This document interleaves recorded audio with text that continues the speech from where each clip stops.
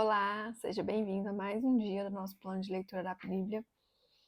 Hoje nós estamos no dia 43 e faremos a leitura dos capítulos 10, 11 e 12 do livro de Números. Então vamos lá. Capítulo 10. As cornetas de prata. O Senhor disse a Moisés: Faça 2 cornetas de prata batidas, a fim de usá-las para reunir a comunidade e para dar aos acampamentos o sinal para partirem. Quando as 2 cornetas tocarem, a comunidade inteira se reunirá diante de você à entrada da tenda do encontro. Se apenas uma tocar, os líderes chefes dos clãs de Israel se reunirão diante de você. Quando a corneta der um toque de alerta, as tribos acampadas a leste deverão partir. Ao som do segundo toque, os acampamentos do lado sul partirão. O toque de alerta será o sinal para partir. Para reunir a assembleia, faça soar as cornetas, mas não com o mesmo toque. Os filhos de Arão, os sacerdotes, tocarão as cornetas. Este é um decreto perpétuo para vocês e para suas gerações. Quando em sua terra vocês entrarem em guerra contra um adversário que os esteja oprimindo, toquem as cornetas e o Senhor, o Deus de vocês, se lembrará de vocês e os libertará dos seus inimigos. Também em seus dias festivos, nas festas fixas e no primeiro dia de cada mês, vocês deverão tocar as cornetas por ocasião dos seus holocaustos e das suas ofertas de comunhão. E elas serão um memorial em favor de vocês perante o seu Deus. Eu sou o Senhor, o Deus de vocês. Os israelitas partem do Sinai. No 20º dia do segundo mês do segundo ano, a nuvem se levantou de cima do tabernáculo que guarda as tábuas da aliança. Então os israelitas partiram do deserto do Sinai e viajaram por etapas, até que a nuvem pousou no deserto de Parã. Assim partiram pela primeira vez conforme a ordem do Senhor, anunciada por Moisés. Os exércitos do acampamento de Judá partiram primeiro junto à sua bandeira. Naasson, filho de Aminadab, estava no comando. Natanael, filho de Zuar, comandava os exércitos da tribo de Isacar, e Eliabe, filho de Elon, chefiava os exércitos da tribo de Zebulon. Quando o tabernáculo era desmontado, os gersonitas e os meratitas o carregavam e partiam. Os exércitos do acampamento de Ruben partiram em seguida, junto à sua bandeira. Elisur, filho de Sedeur, estava no comando. Selumiel, filho de Zurizadai, comandava os exércitos da tribo de Simeão, e Eliasaf, filho de Deuel, chefiava os exércitos da tribo de Gade. Então os coatitas partiam carregando as coisas sagradas. Antes que eles chegassem, o tabernáculo já deveria estar armado. Os exércitos do acampamento de Efraim partiram em seguida junto à sua bandeira. Elisama, filho de Amiúde, estava no comando. Gamaliel, filho de Pedazur, comandava os exércitos da tribo de Manassés, e Abidã, filho de Gideone, os exércitos da tribo de Benjamim. Finalmente partiram os exércitos do acampamento de Dan, junto à sua bandeira, como retaguarda para todos os acampamentos. Aisser, filho de Amissadai, estava no comando. Pagiel, filho de Ocrã, comandava os exércitos da tribo de Asser, e Aira, filho de Enã, a divisão da tribo de Naphtali. Essa era a ordem que os exércitos israelitas seguiam quando se punham em marcha.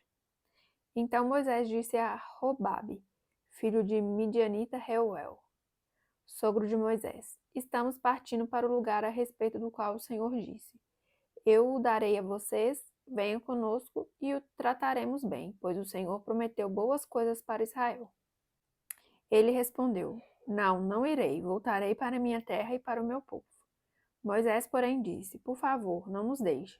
Você sabe onde devemos acampar no deserto e pode ser o nosso guia. Se vier conosco, partilharemos com você todas as coisas boas que o Senhor nos der. Então eles partiram do monte do Senhor e viajaram 3 dias. A arca da aliança do Senhor foi à frente deles durante aqueles 3 dias para encontrar um lugar para descansarem. A nuvem do Senhor estava sobre eles de dia, sempre que partiam de um acampamento. Sempre que a arca partia, Moisés dizia: Levanta-te, ó Senhor. Sejam espalhados teus inimigos e fujam de diante de ti os teus adversários. Sempre que a arca partia, Moisés dizia: Levanta-te, ó Senhor. Sejam espalhados os teus inimigos e fujam de diante de ti os teus adversários. Sempre que a arca parava, ele dizia: Volta ao Senhor, para os incontáveis milhares de Israel. Capítulo 11. O fogo da ira do Senhor. Acontece que o povo começou a queixar-se das suas dificuldades aos ouvidos do Senhor. Quando ele os ouviu, a sua ira acendeu-se, e fogo da parte do Senhor queimou entre eles e consumiu algumas extremidades do acampamento. Então o povo clamou a Moisés. Este orou ao Senhor, e o fogo extinguiu-se. Por isso aquele lugar foi chamado de Taberá, porque o fogo da parte do Senhor queimou entre eles. A reclamação do povo. Um bando de estrangeiros que havia no meio deles encheu-se de gula, e até os próprios israelitas tornaram a queixar-se e diziam: Ah, se tivéssemos carne para comer, nós nos lembramos dos peixes que comíamos de graça no Egito, e também dos pepinos, das melancias, dos alhos porós, das cebolas e dos alhos. Mas agora perdemos o apetite, nunca vemos nada, a não ser este maná. O maná era como semente de coentro e tinha aparência de resina. O povo saía recolhendo maná nas redondezas e moía num moinho manual ou socava num pilão. Depois cozinhava o maná e com ele fazia bolos. Tinha gosto de bolo amassado com azeite de oliva. Quando o orvalho caía sobre o acampamento à noite, também caía o maná. Moisés ouviu gente de todas as famílias se queixando, cada um à entrada de sua tenda.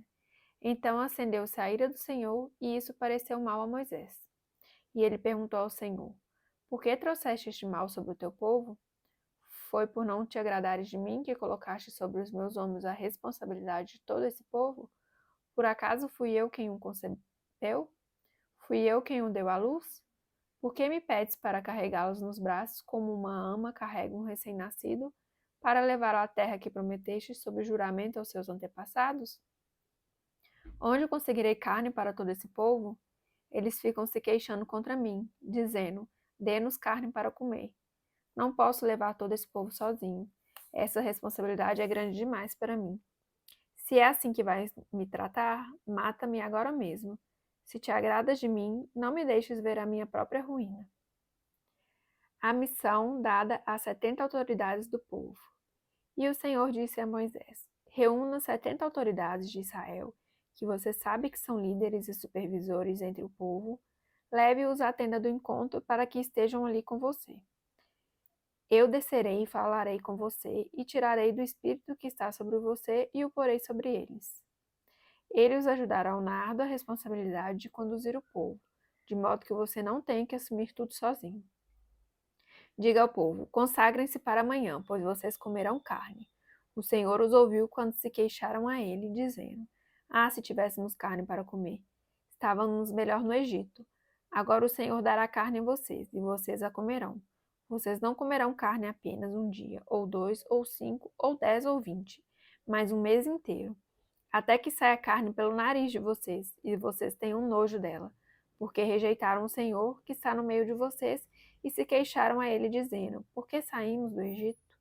Disse, porém, Moisés: Aqui estou eu no meio de 600.000 homens em pé, e dizes: Darei a eles carne para comerem durante um mês inteiro. Será que haveria o suficiente para eles se todos os rebanhos fossem abatidos? Será que haveria o suficiente para eles se todos os peixes do mar fossem apanhados? O Senhor respondeu a Moisés: Estará limitado o poder do Senhor? Agora você verá se a minha palavra se cumprirá ou não. Então Moisés saiu e contou ao povo o que o Senhor tinha dito. Reuniu 70 autoridades dentre eles e as dispôs ao redor da tenda. O Senhor desceu da nuvem e lhe falou e tirou do espírito que estava sobre Moisés e o pôs sobre as 70 autoridades. Quando o espírito veio sobre elas, profetizaram, mas depois nunca mais tornaram a fazê-lo. Entretanto, 2 homens chamados Eudade e Medade tinham ficado no acampamento. Ambos estavam na lista das autoridades, mas não tinham ido para a tenda. O Espírito também veio sobre eles, e profetizaram no acampamento. Então certo jovem correu e contou a Moisés: Eudade e Medade estão profetizando no acampamento. Josué, filho de Num, que desde jovem era auxiliar de Moisés, interferiu e disse: Moisés, meu senhor, proíba-os. Mas Moisés respondeu: Você está com ciúmes por mim? Quem dera todo o povo do Senhor fosse profeta e que o Senhor pusesse o seu espírito sobre eles. Então Moisés e as autoridades de Israel voltaram para o acampamento. O Senhor envia codornizes. Depois disso, veio um vento da parte do Senhor que trouxe codornizes do mar e as fez cair por todo o acampamento, a uma altura de 90 centímetros, espalhando-as em todas as direções no raio de um dia de caminhada. Durante todo aquele dia, aquela noite e durante todo o dia seguinte, o povo saiu e recolheu codornizes. Ninguém recolheu menos de 10 barris. Então eles as estenderam para secar ao redor de todo o acampamento. Mas enquanto a carne ainda estava entre os seus dentes e antes que as ingerissem, a ira do Senhor acendeu-se contra o povo, e ele o feriu com uma praga terrível. Por isso o lugar foi chamado Quibrote Atavá, porque ali foram enterrados os que tinham sido dominados pela gula.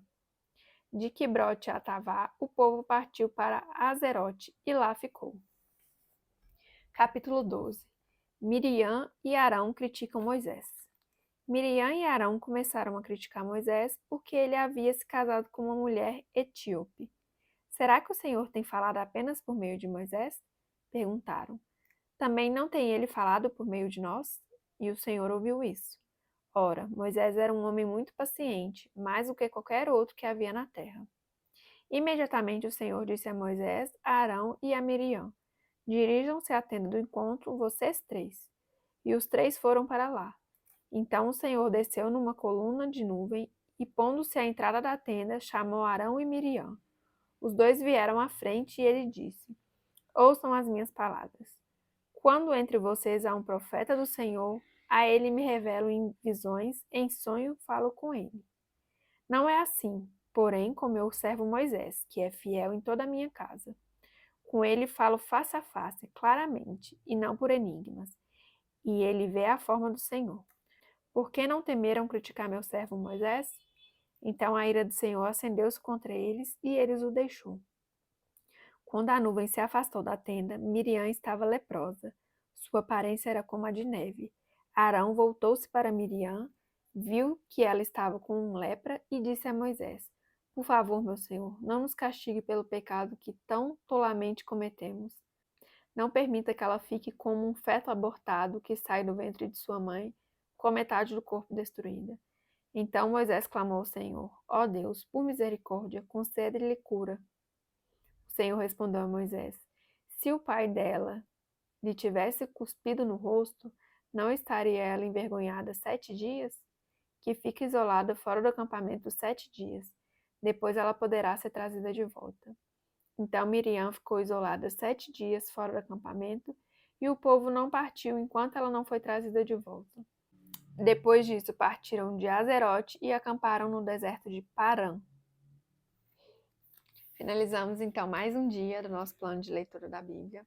Agradeço muito pela companhia, fique com Deus e até amanhã. Tchau, tchau.